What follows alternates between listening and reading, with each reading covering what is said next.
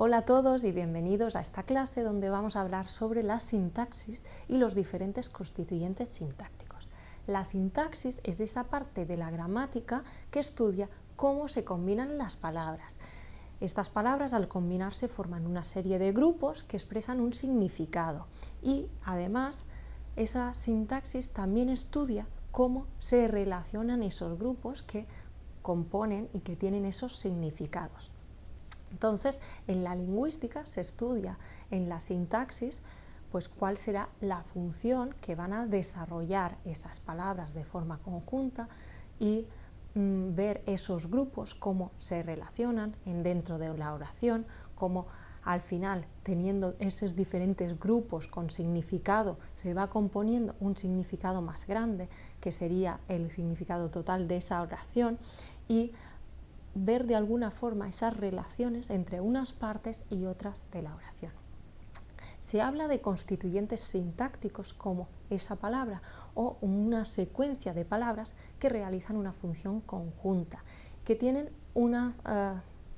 esa función dentro de una oración global. Por ejemplo, si yo digo la casa, eso sería un constituyente sintáctico.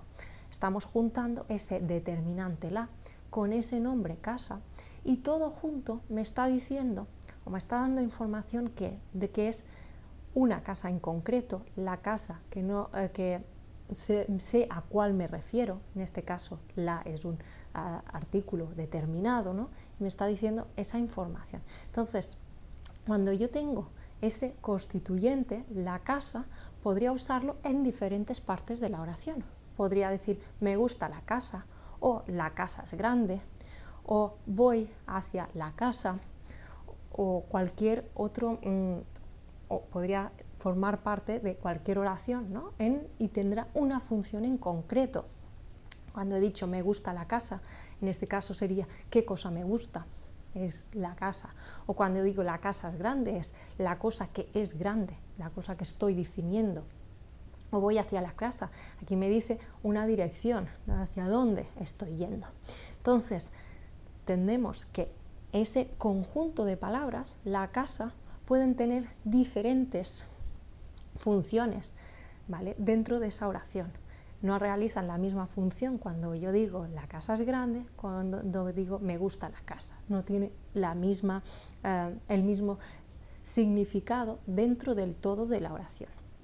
Entonces, eso es lo que estudia la sintaxis. La sintaxis estudia en una oración en concreto, pues, cuál sería esa función que realiza ese grupo de palabras y que le dan el significado dentro de esa propia oración. Entonces, el constituyente sintáctico, como decía, podría ser esa palabra o grupo de palabras. Hemos visto un constituyente sintáctico de dos palabras, la casa. Podría tener un constituyente sintáctico de una palabra, que fuera él, ese pronombre personal para una persona en masculino, ¿no? Entonces, hablamos de esos constituyentes como esas partes, esas secuencias de palabras que de forma conjunta van a tener esa función y esa dentro de la estructura de la oración. Si son constituyentes sintácticos que tienen dos o más elementos, hablamos de sintagma. Vamos a ver que en español hay diferentes tipos de sintagmas. Sintagmas, como se ha llamado en la lingüística clásica, ¿vale? Hoy en día también se puede llamar grupo sintáctico en la lingüística más moderna. Entonces, vamos a ver cuáles son esos posibles sintagmas o grupos sintácticos que tenemos en español. En español podemos hablar de un sintagma nominal. El sintagma nominal tiene como núcleo o un sustantivo o un pronombre. Cuando yo he dicho la casa, la casa puede ser un sintagma nominal. Entonces, si yo digo la oración la casa es grande, en este caso ese sintagma nominal va a hacer la función de sujeto, ¿vale?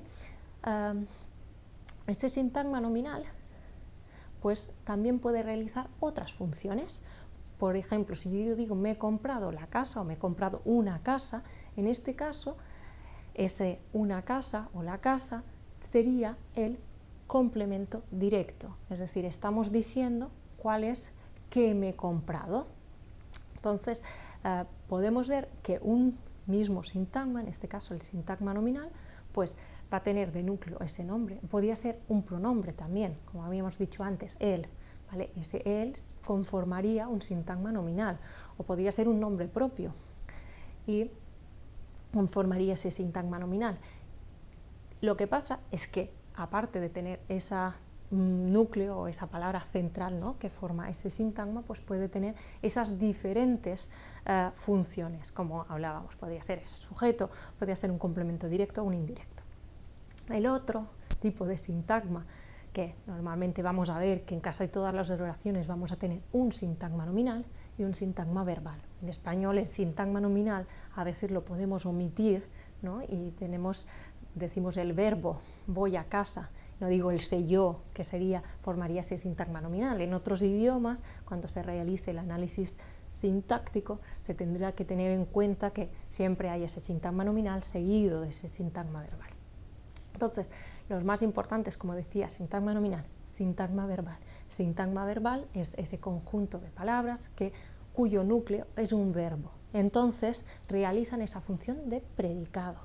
Por ejemplo, cuando yo he dicho voy a la casa, pues ese voy es ese verbo que indica esa acción y puedo decir voy a la casa. Entonces, cuando en mi sintagma verbal, en este caso, pues lo conformaría toda esa parte. Voy a la casa, me dice la acción que hago, que es ir en una determinada dirección. O compro un libro, en este caso compro un libro, sería formado, o sería ese sintagma verbal. Yo compro un libro, por ejemplo. Entonces, aparte de estos dos, del sintagma nominal y el sintagma verbal, en español tenemos otros tres tipos de sintagmas. Tenemos el sintagma preposicional, cuyo núcleo o cuyo categoría gramatical más importante es la preposición, que suele ir delante en ese sintagma preposicional. Cuando antes yo he dicho voy a la casa, ese a la casa sería un sintagma preposicional y formaría parte de ese sintagma verbal que hemos dicho antes, porque teníamos el verbo voy, ¿no? Entonces vamos a ver, y lo hemos dicho antes, que la estructura es jerárquica. Esos sintagmas pues tendrán esa estructura que se irán componiendo y juntando unos con otros para crear esa jerarquía. Entonces, el sintagma preposicional, que va con esa preposición, o por ejemplo, si digo caja de cartón, ese de cartón sería ese sintagma preposicional que después se combinaría con esa caja, ¿no?, que esa caja, al ser un sustantivo, pues estaríamos hablando de un sintagma nominal que englobaría ese nombre, ¿no?, caja, y de cartón, que sería el sintagma preposicional. Entonces puede hacer diferentes funciones, podría ser un complemento directo o un preposicional o un circunstancial, dependiendo de para qué. Entonces este sería como el tercer tipo de sintagmas que tenemos en español. Los dos últimos, el adjetival y el adverbial. Estos sintagmas son los que tienen como núcleo un adjetivo o un adverbio, respectivamente. Y pues harán funciones de complemento adyacente en el caso del adjetival o de un adjunto en el caso del adverbio.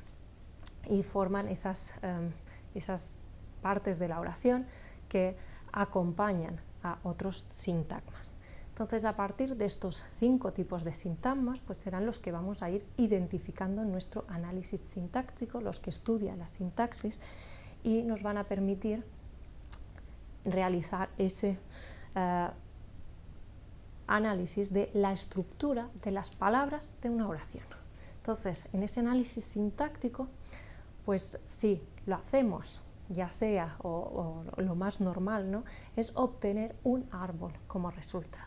Ese árbol sintáctico nos da información sobre esos sintagmas que forman la oración y su estructura jerárquica. Como decía antes, un sintagma nominal puede englobar otros sintagmas dentro, o un sintagma verbal puede englobar a otros sintagmas dentro. Entonces tenemos esta estructura que se va componiendo uno encima del otro. Por eso hablamos de este formato de árbol que vemos aquí, por ejemplo, a la derecha. Los nodos van a contener los diferentes constituyentes sintácticos. Las hojas al final del árbol pues son las palabras que conforman la oración. Entonces, en este caso, se muestra un árbol sintáctico para la oración en inglés I prefer the morning flight through Denver. Aquí nos está diciendo, prefiero ese vuelo de por la mañana a través de Denver, ¿no? Entonces, aquí vemos la estructura jerárquica de este árbol. Vemos que nos aparece arriba del todo pues ese constituyente sintáctico que nos dice la oración, sentence, por eso la S en inglés. Después tenemos por un lado este NP, nominal phrase, en inglés sintagma nominal. Es el verbal phrase, sintagma verbal en inglés. Y ese sintagma nominal se compone de un pronombre, que es la palabra I, yo. Es un pronombre, forma un sintagma nominal.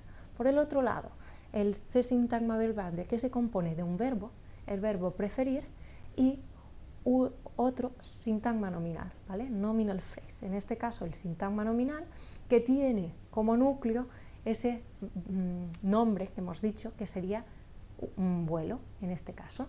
Entonces, aquí vemos que hay diferentes sintagmas que nos dan más información sobre la oración.